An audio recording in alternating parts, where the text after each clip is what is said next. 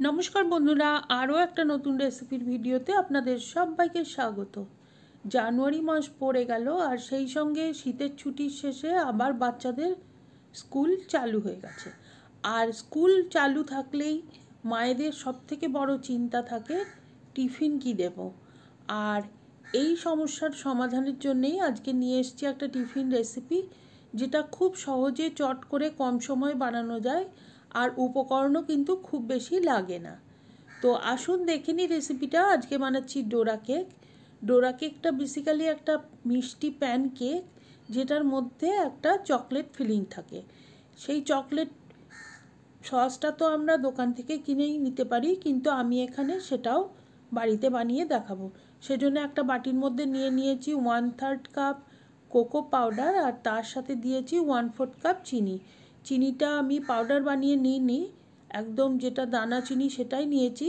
Half cup জল দিয়ে সব কিছু খুব ভালোভাবে মিশিয়ে নিচ্ছি। চিনিটা গলেই যেতে হবে এরকম মানে নেই, মোটামুটিভাবে কোকো পাউডার আর জলটা মিশে গেলেই হবে। এখন গ্যাসে বসিয়ে দিয়েছি একটা কড়াই, আপনারা যে কোনো প্যান নিতে পারেন।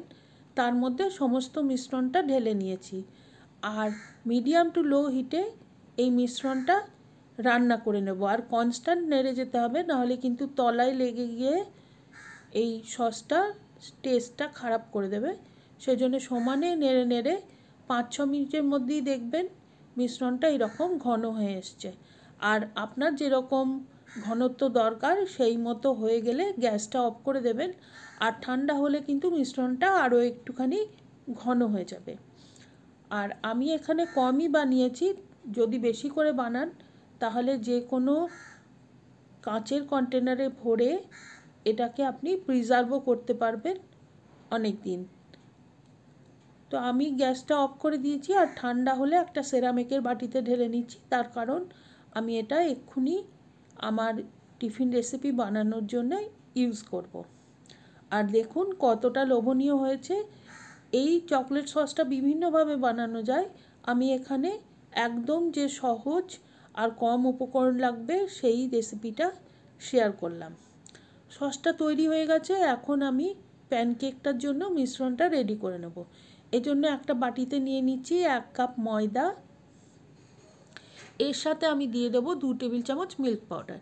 এটা কিন্তু সম্পূর্ণ অপশনাল, মিল্ক পাউডার দিলে টেস্টটা একটু বেশি ভালো হয় বলে দিলাম, আপনারা চাইলে এটা স্কিপ করতে পারেন।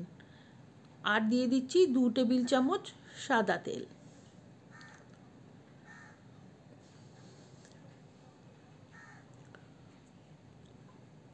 হাফ কাপ চিনি আমি ব্লেন্ডার জারে গুঁড়ো করে নিয়েছি, সেটা দিয়ে দিলাম। দিয়ে দিচ্ছি হাফ চা চামচ ভ্যানিলা এসেন্স, আর সামান্য 1 চুটকি লবণ। যে কোনো মিষ্টি জিনিসে একটু লবণ দিলে ভালো হয়, সেজন্য দিলাম। এখন সমস্ত কিছু আমি ভালো করে মিশিয়ে নিচ্ছি, যাতে মিল্ক পাউডার আর চিনি এবং ময়দাটা খুব ভালোভাবে একসাথে মিক্সড হয়ে যায়। এখন অল্প অল্প দুধ দিয়ে একটা ব্যাটার তৈরি করে নেব। এই দুধটা আমি জাল করে ঠান্ডা করে রেখেছি, এখন রুম টেম্পারেচারে আছে দুধটা। 1 কাপ দুধ নিয়েছি, কিন্তু সবটা একসাথে দেব না, অল্প অল্প করে দিয়ে একটা ব্যাটার তৈরি করে নেব। আর মোট কতটা দুধ লাগছে সেটা আমি আপনাদের ব্যাটারটা তৈরি হয়ে যাওয়ার পরে দেখিয়ে দিচ্ছি। তো খুব ভালোভাবে মিশিয়ে একটা স্মুথ ব্যাটার তৈরি হবে, একদম যেন কোনো লাম্প না থাকে। দেখুন খুব সুন্দর একটা ব্যাটার তৈরি হয়ে গেছে। আর এই ব্যাটারটা তৈরি হয়ে যাওয়ার পরে আমি এখানে দিয়ে দেব 1 চা চামচ বেকিং পাউডার।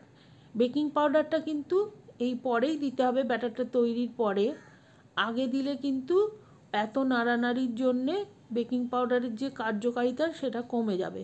সেজন্য ব্যাটারটা তৈরি হওয়ার পরে দেবেন, আর তারপরে খুব ভালো করে মিশিয়ে নেবেন। আর তার জন্যে আমি আরও 1 চা চামচ দুধ অ্যাড করলাম। তো আমার মিশ্রণটা একদমই রেডি হয়ে গেছে। মোট 1 কাপ দুধ নিয়েছিলাম মিশ্রণটা তৈরি করতে। আমার মোট এই 1/4 কাপ মতো দুধ এখন বেঁচে আছে, সামান্য 1/4 কাপের থেকে একটু কম। মিশ্রণটা তৈরি হয়ে গেছে। এখন একটা প্যান বসিয়ে দিয়েছি গ্যাসে, প্যানটা গরম করে নিয়েছি, আর 2 ফোঁটা তেল, সাদা তেল দিয়েছি এখানে, সেটাকে আমি ব্রাশ করে নিচ্ছি। এই একবারই কিন্তু তেলটা দিতে হবে, এরপরে যতগুলো প্যানকেক বানাবো আর কিন্তু কোনো তেল দিতে হবে না। এখন 1 হাতা ব্যাটার আমি মাঝখানে দিয়ে দিয়েছি, আর কোনো রকম ছড়ানোর দরকার নেই, নিজে নিজেই যেরকম ছড়িয়ে যাবে সেইভাবে ছড়িয়ে যাবে। প্রথমে আঁচটা থাকবে হাইতে, তারপরে ব্যাটারটা দেওয়ার পরে আমি আঁচটা কমিয়ে দিয়েছি। আর দেখুন এইভাবে যে বুদবুদগুলো উঠছে সেগুলো সমস্ত ফেটে যাওয়ার জন্য ওয়েট করতে হবে, সব কিছু উপরে উঠে ফেটে যাচ্ছে। এইটা প্রসেসটা শেষ হলে আমি প্যানকেকটা সাইডটা উল্টে দেব, আর উল্টো পিঠটাও আমি মোটামুটি 30 সেকেন্ড থেকে 45 সেকেন্ড সেঁকে নেব। আর যেহেতু চিনি আছে সেই জন্য খুব তাড়াতাড়ি এটা লালচে হয়ে যাবে। তো এইভাবে করে আমি সমস্ত প্যানকেকগুলো বানিয়ে নিয়েছি। আর এখন যে চকলেট সসটা আমি বানিয়েছিলাম সেইটা প্যানকেকের একটা দিকে লাগিয়ে দিচ্ছি। অন্য একটা প্যানকেকেরও একটা সাইডে একইভাবে চকলেট সস লাগিয়ে নিচ্ছি।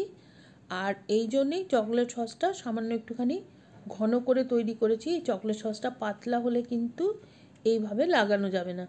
আর এখন দুটো প্যানকেককে একসাথে জুড়ে নিচ্ছি, তাহলেই তৈরি হয়ে গেল আমাদের একটা ডোরা কেক। আর এইভাবে আমি সমস্ত ডোরা কেকগুলোই তৈরি করে নিয়েছি।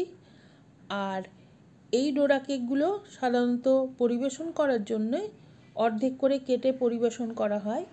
আর আমিও এখানে একটা ডোরা কেক অর্ধেক করে কেটে দেখিয়ে দেব ঠিক কেকটা কতখানি ফ্লাফি আর সুন্দর হয়েছে। দেখুন কতটা ফ্লাফি হয়েছে, আর ভীষণ নরম তুলতুলে হয়েছে, বাচ্চারা ভীষণ পছন্দ করবে। আর উপকরণ কিংবা সময় কোনোটাই খুব বেশি লাগে না। তো বাড়িতে আপনারা অবশ্যই ট্রাই করবেন, কমেন্ট করে জানাবেন কেমন লাগলো। আর রেসিপিটা ভালো লাগলে please like, share and subscribe my channel.